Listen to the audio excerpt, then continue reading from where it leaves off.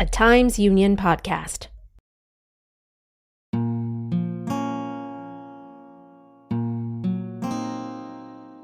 Previously on The Girl in the Pond.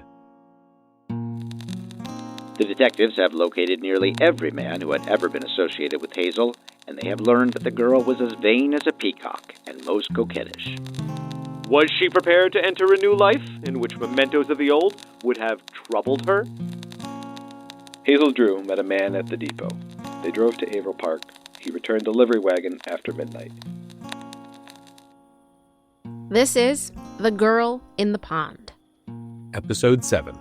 Trolleys, Trains, and Wagons.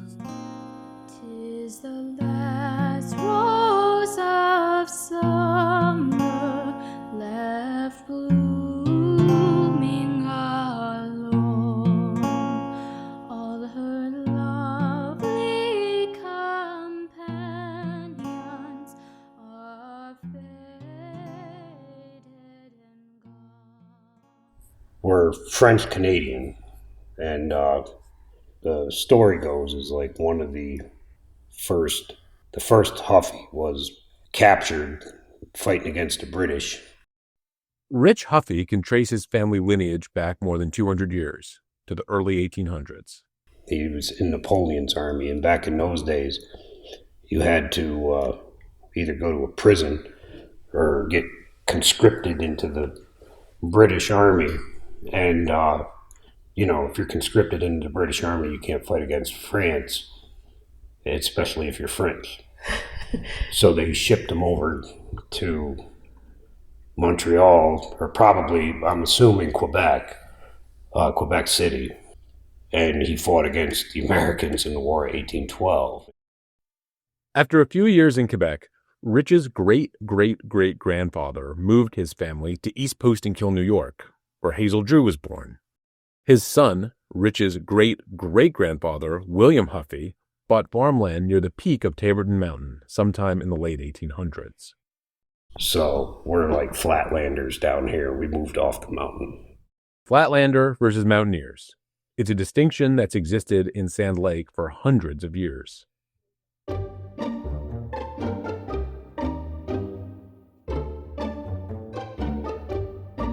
Rich is in his mid-40s. He actually went to school with Nate and Todd from episode 1. They're all good friends. Rural Rensselaer County is a small world. Rich grew up on his father's dairy farm in West Sand Lake. The farm is gone, but Rich is still living on the property. In 2017, Rich's uncle called him up, raving about a new book he found. It was called Who Killed Hazel Drew? Unraveling Clues to the Tragic Murder of a Pretty Servant Girl, by an author named Ron Hughes. Rich had never heard the name Hazel Drew before. But it was my uncle who passed away about 4 years ago. He's the one that kind of brought it to my attention. He's like, I think your great-great-grandfather's in that book. So I bought it. His great-great-grandfather, William Huffy, was, in fact, in this book, and other books and articles on the topic. And as Rich would come to learn, William played a pivotal role in the case. For it was William Huffy, driving up the Taborton Road with his wife on a hot July night in 1908, who saw two men hanging around at Teal's Pond around the time Hazel Drew supposedly died. But in mid-July of 1908, investigators had not yet heard from the Taborton farmer William Huffy. They were still trying to piece together a timeline of Hazel's last days, hoping that it would shed light on the case, reveal a killer. That's what we're going to do now, too, because the two men by Teal's Pond don't really make any sense until we work out a timeline. We only have information on what Hazel was doing starting Friday, July 3rd, 1908, 4 days before she died. Here's what we know.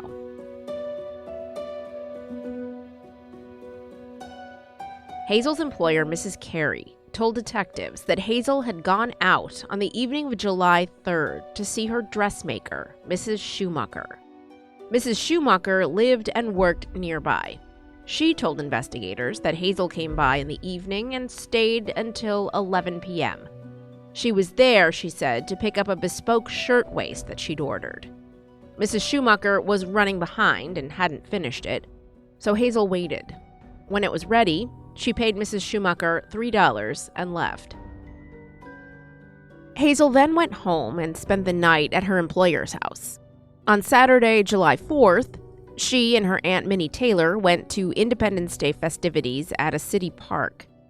Then they took public transportation out to Schenectady to visit with family there, and they stayed the night. The next evening, Sunday, July 5th, Hazel and Minnie went back to Troy. They rode a trolley car.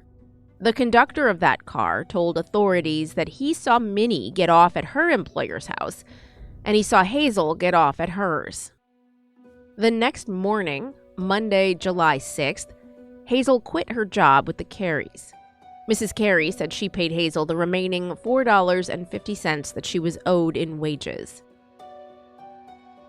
Minnie Taylor said Hazel came to see her at her employer's house after she left the Careys. It was sometime around 10 a.m. She said Hazel told her that she quit her job and that she was heading to Watervliet to visit a friend. Minnie said Hazel had her suitcase with her when she left.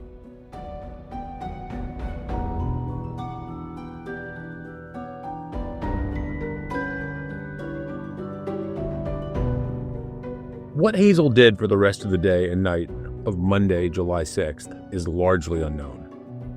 A witness who wished to remain anonymous told the Troy Daily Press that they saw Hazel at Union Station between 11:20 and 11:30 a.m. They knew her and said they had a brief conversation at the time. They asked her where she was going. She said, downriver.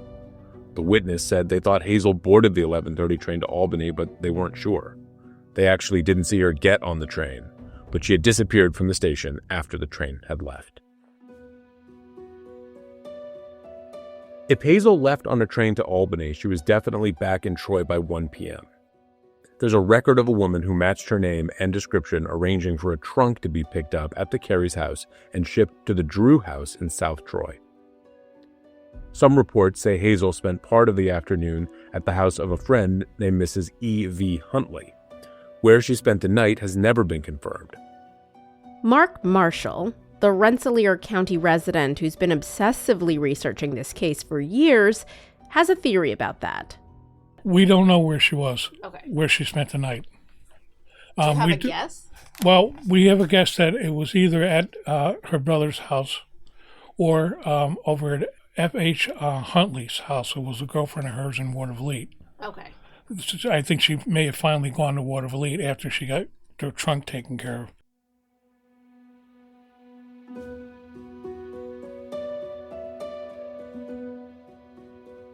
Hazel's older brother Joseph lived on 7th Avenue in Troy, on the eastern edge of downtown.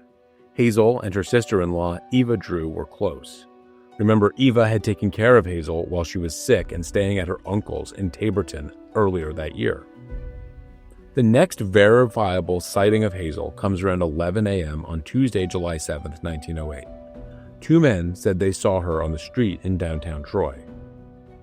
Thomas Carey, no relation to Professor E.R. Carey, said he saw Hazel standing along Congress Street.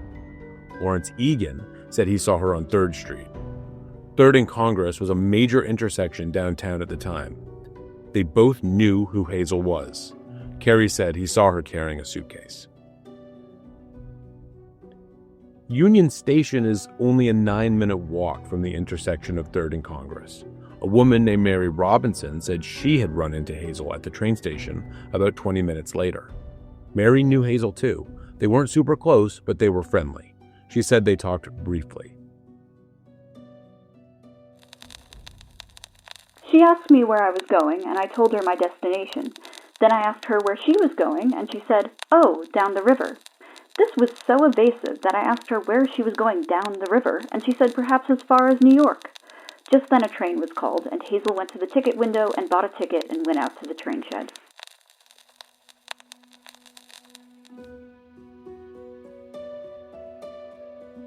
Mary told New York World reporter William Montgomery Clemens that Hazel had been about to say the name of a person she was going to meet, but she was cut off by the boarding call. After the announcement, Mary Robinson said she saw Hazel boarding the Beltline train, the same train she supposedly boarded the previous day that was headed to Albany. The Beltline was a route that circled between Troy and Albany. It was scheduled to arrive there by 11:45 that morning. According to newspaper reports, there was a connecting train from Albany leaving for New York at 12:06.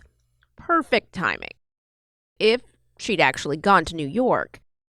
But she didn't go downstate. She went almost immediately back to Troy, again. We know this because at 1:49 p.m., she checked her suitcase at Troy's Union Station. Why didn't she just go on to New York City from Albany? Why did she come back to Troy? Mark Marshall spent a lot of time analyzing Hazel's movements that afternoon. So now we know that Hazel was getting ready to go to New York City. We looked into it, and she didn't have any relatives down in New York City or any friends down there. And it turns out that the detectives found out that she was meeting a train conductor in Troy by the name of John Magner.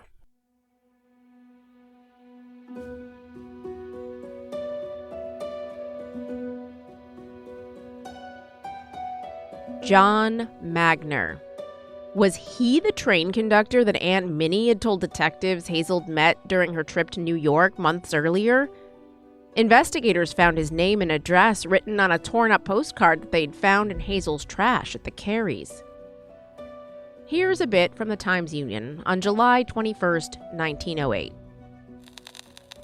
Attachés at the Troy Union Station say that for the past couple of months, when Magner's train came in, a young woman always met the train, and Magner talked with her for the 10 minutes his train stayed in Troy. Could that have been what Hazel was doing those last 2 times that she took a train to Albany? Meeting Magner there? There's not much physical detail on John Magner in the newspaper reports. The only thing we really know is that he was young, single, and lived on Lexington Avenue in Manhattan. Investigators confirmed he was a conductor on the mail train lines that ran between Montreal, Syracuse, and New York City. When investigators questioned Magner, he denied knowing Hazel. The next day, the Times-Union reported that Magner confessed to having a chaste relationship with a young Troy woman. But that woman, he said, was not Hazel. He told our reporter that the girl's name was Anna LaBelle. She was a clerk at a local dry goods shop, around the same age as Hazel. The reporter found Anna, and she admitted that she and Hazel knew each other, but she wouldn't say more than that. Could John Magner have been that fella Hazel's mother mentioned who dumped her for another woman? And could that other woman have been Anna LaBelle? Now, there's just not enough evidence to make that conclusion, but it's a plausible theory. It's also equally plausible that Magner wasn't a boyfriend at all. Maybe Anna LaBelle introduced Magner to Hazel as someone who could help get her on her feet once she got to New York. And Hazel, for her part, was just trying to lock that in before she headed downstate. Regardless of the nature of their relationship, Mark Marshall says that it gives us vital clues as to why Hazel took that train to Albany, but then came straight back to Troy both times. Now, Magner's train was called a fast mail train, and it had actually 2 runs to it, one to Syracuse and then the other one to Montreal. And we figured that Hazel was going to meet him to try and set up staying with him in New York City until she got her feet on the ground and a place to stay. And so the only place that she would know to figure out where John Magner's train was going to be would be to get to Rensselaer Station, which the Beltline went from Troy down through South Troy and into the Rensselaer Station and then over to Albany and then went that way. So that's a really good explanation for those actions. Yeah, because if she waited in Troy for John's train to come in and he had the Syracuse run, she wouldn't have caught him. Right. So it was down in Rensselaer. And plus we have another newspaper report that came in from a guy by the name of Peter Ross. He lived in Schenectady and worked for GE. He was on the fast mail train on Monday morning down in New York City coming up, and he reported this to the detectives that in the Rensselaer station, a girl with a suitcase got on board on the car that was a blonde type, and he said that she matched the description of Hazel. And the conductor, he was sitting in the back of the car, and the conductor asked him to move up to the front of the car because he had business. He had to speak with the girl. And so he did. He moved up to the front of the car, and they went to the back of the car, sat down, and had an intense conversation. And he said that also was John Magner, fit the description of him as a train conductor. So when they got to Albany, Hazel got off the train and took the Beltline back to Troy again.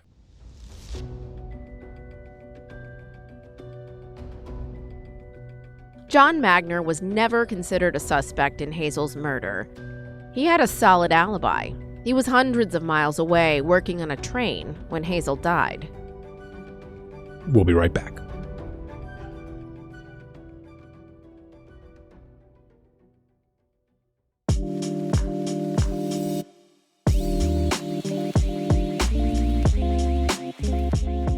The decisions made at the state capitol in New York impact all of us, from our property taxes to the cost of health care or our civil rights. It's all really complicated, but I'm here to help you sort through it. I'm Dan Clark, author of the Capitol Confidential newsletter from the Times-Union. Find that at capitalconfidential.com. That's capital with an O. capitalconfidential.com. See you there.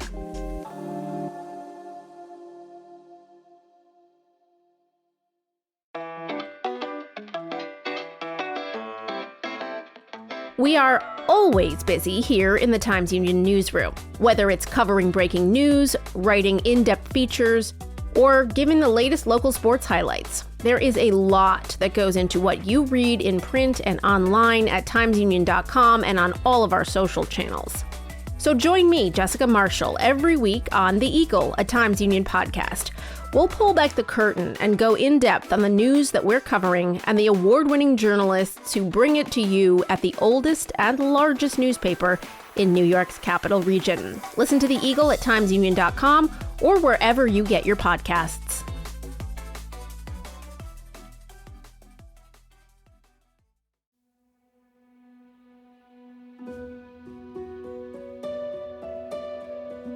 Hazel's whereabouts are a little hazy after the 1:49 p.m. suitcase check. There are 6 hours unaccounted for before she was seen again by several verified witnesses on the Taborton Road starting around 7:30 that evening. A flatland farmer named Peter Sipperly came forward to say he thought he saw a woman who matched Hazel's description riding a trolley car towards Sand Lake around 3 that afternoon. Here's the Times-Union's account of it from July 18, 1908. His attention was attracted to a young woman and a youth of about 19 or 20 years of age sitting ahead of him. He couldn't get a good view of the young woman's face, but the pictures shown him of Hazel Drew caused him to think that the young woman he saw that day was none other than she. The young man with her was tall, slim-built, and had an intelligent face. He was very attentive to the young woman, Mr. Sipperly said, and never took his eyes off her. Mr. Sipperly couldn't give much of an idea as to what kind of clothes the young woman wore, but when he was shown Hazel's hat, he said it resembled the one which she held in her lap. A horse-drawn taxi driver named John Abel also came forward to say that he'd seen Hazel Drew in Sand Lake at around 7 p.m. He said he saw her get off a trolley car in Sand Lake and started walking up the Taborton Road. The first sighting that investigators took seriously happened around 7:30 p.m. A mountain farmer named Henry Rollman and his wife were traveling down the mountain in a horse-drawn carriage. Rollman said they passed a well-dressed young blonde woman picking berries along the side of the road near the pond. Mrs. Rollman remembered remarking to her husband just after they passed Hazel, Such a pretty girl ought not to be alone on the road at that hour. My, but that girl is having a good time with those berries.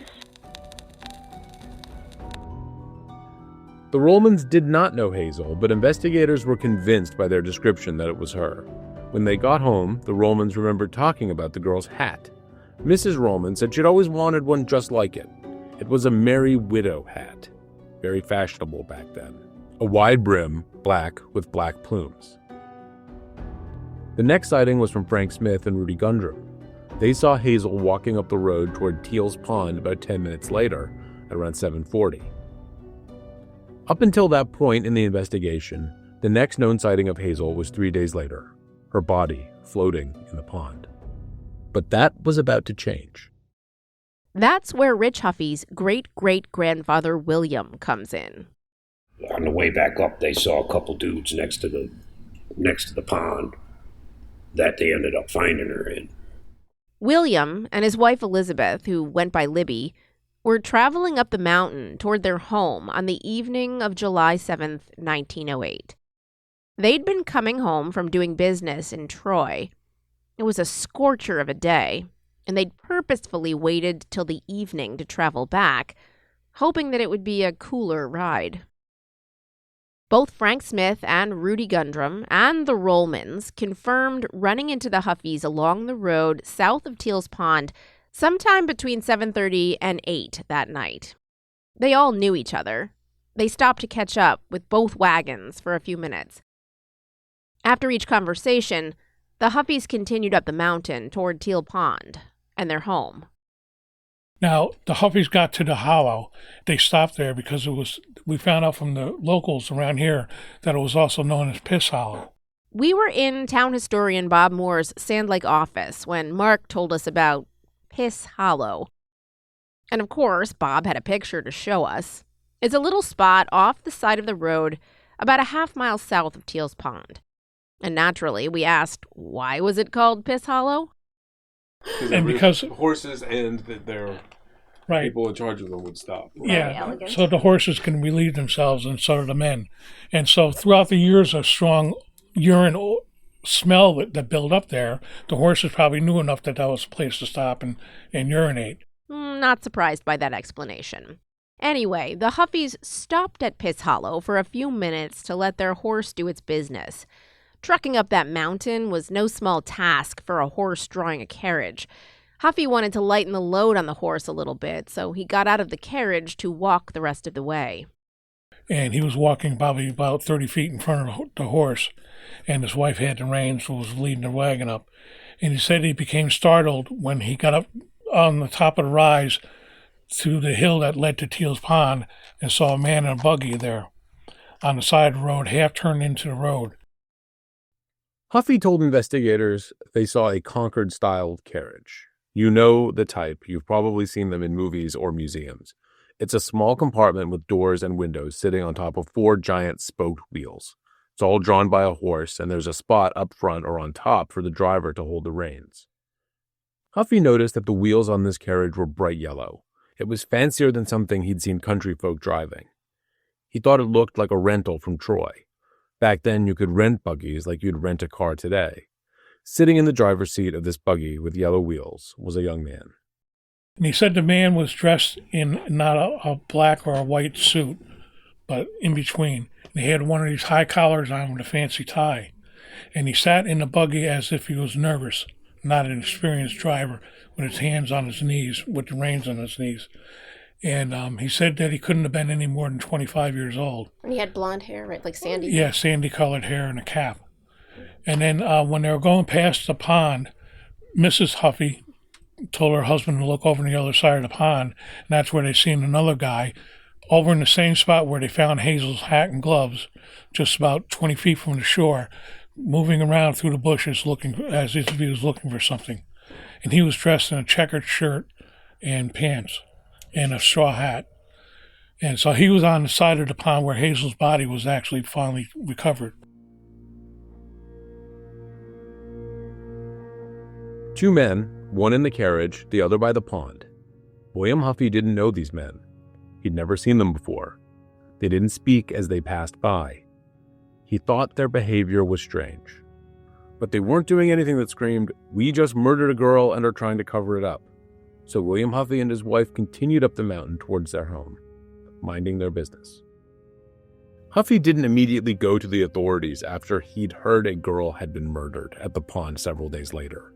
Instead, he told the owner of a liquor store he frequented in Troy the next time he went to the city a few days later. The liquor store owner then told his brother, who owned a saloon down the street, and it was the saloon owner who told one of the detectives, Duncan Kay. Kay went out to Taborton and found William and Elizabeth Huffy. They told him the whole story. This all went down more than a week after the body was discovered at the pond, around July 18th. Roughly around the same time, District Attorney Jarvis O'Brien got those anonymous letters, the ones that said Hazel was picked up by two men in a livery wagon at Union Station on Tuesday, July 7th.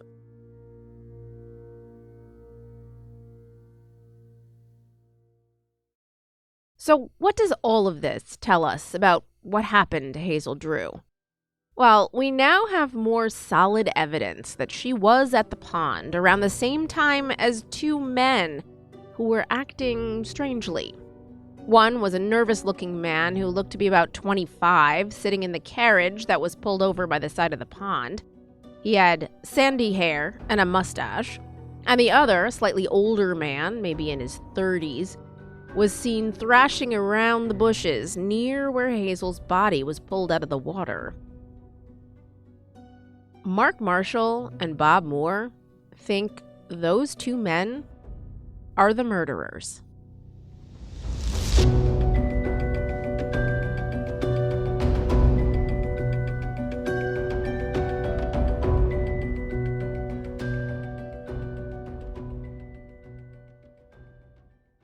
Obviously, the story of what happened that night and what your ancestors saw was not, it didn't kind of trickle down to you. Obviously, you found out about it externally, but how do you feel about, like, your family was a pivotal witness? Like, what is that? What intrigues you about that? Well, I think the reason why I was thinking about this today because my father said something that somebody asked him about it before, and they're like, "What do you mean you don't know anything about that? Isn't that like big family story or something like that?" Rich Huffy says he feels conflicted about not knowing his family lore until recently. And I almost think, like, back then, not being in the age of media and everything, they were kind of more focused on the day-to-day, putting food on the table, stuff like that. And who knows if it was even something that, like, people were comfortable discussing back then. It was a whole different, what are we talking, 4 generations at this point? And how I feel about it is, quite frankly, I'm so far removed from it. It's a thing, but, they never did solve it. Yeah. It's a cool story, right? Like, it's something that's intriguing. Well, not for her. No. No, of course not. No, I just meant it's kind of like, because it already happened and you had nothing to do with it because you're generations removed. Right. Like, it's like an interesting thing to talk about, right? Or to think about. Yeah, I guess something to bring up at the cocktail party, I suppose.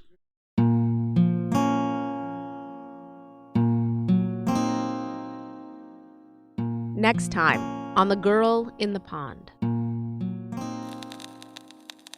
The detectives have gone in every livery in Troy and Albany. What was regarded as a good clue was found at one stable. A runabout that tallied exactly with the description furnished by Huffy had been rented the night of July 7th, and the liveryman gave the same description of the man who got it as Huffy saw. County Detective Kay visited the man, and he said he had been to Sand Lake on that night, but it was learned he was accompanied by his lady friend.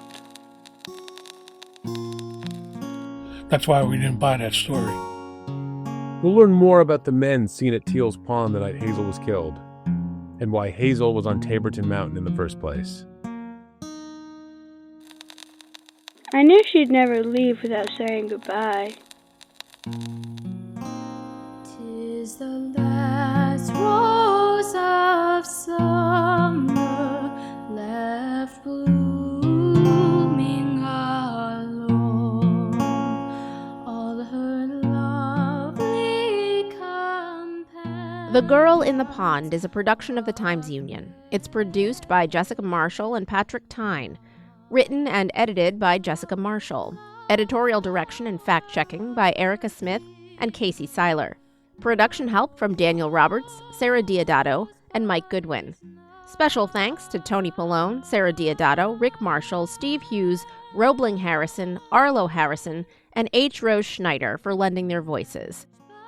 Our theme song is The Last Rose of Summer, written by Thomas Moore.